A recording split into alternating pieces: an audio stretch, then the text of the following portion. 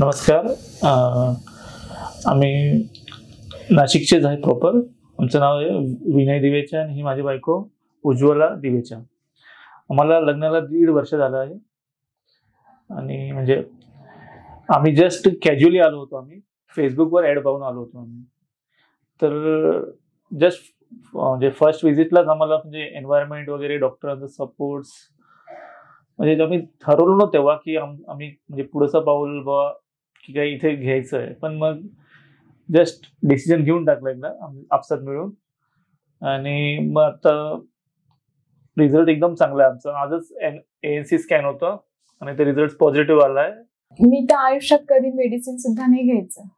Medicine म्हटलं का मला मोठे मोठे काटे यायचे, बापरे नको काय होणार.